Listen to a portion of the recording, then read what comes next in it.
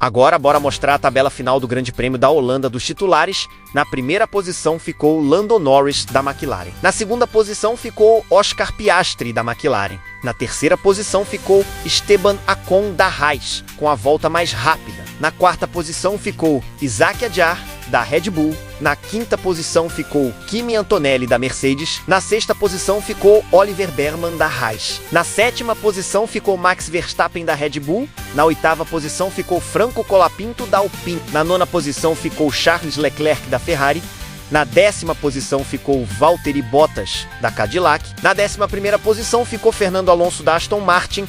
Na 12ª posição ficou Lewis Hamilton, da Ferrari. Na 13ª posição ficou Nikola Tissolov, da Racing Bulls. Na 14ª posição ficou Alexander Albon, da Williams. Na 15ª posição ficou Carlos Sainz, da Williams. Na 16ª posição ficou George Russell, da Mercedes, eleito piloto do dia.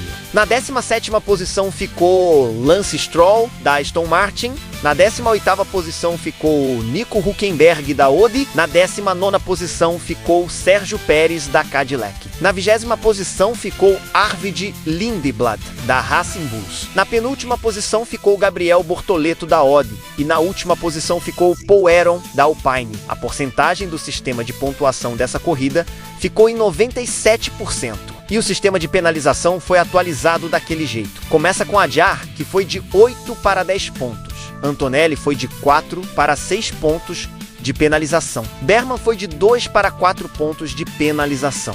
Verstappen saiu de 4 pontos para 6 pontos de penalização. Leclerc foi adicionado no sistema de penalização com 2 pontos. Hamilton foi de 4 pontos para 6 pontos de penalização. Albon foi de 2 pontos de penalização para 6 pontos de penalização. Tissolov também recebeu pontos de penalização e saiu de 7 para 9 pontos. Sainz foi de 7 pontos para 9 pontos de penalização. Gabriel Bortoleto foi de 1 ponto para 6 pontos de penalização. E Paul Aron foi de 4 para 5 pontos de penalização. Aí foi isso. Espero que vocês tenham gostado.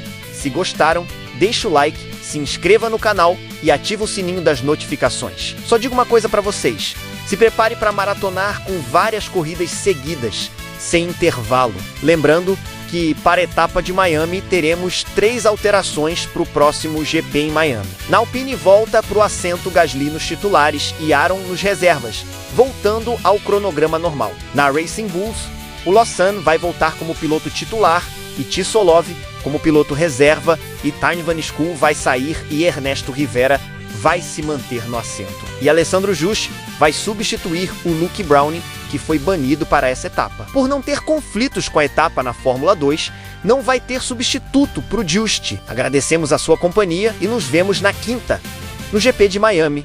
Tchau, pessoal. Até quinta.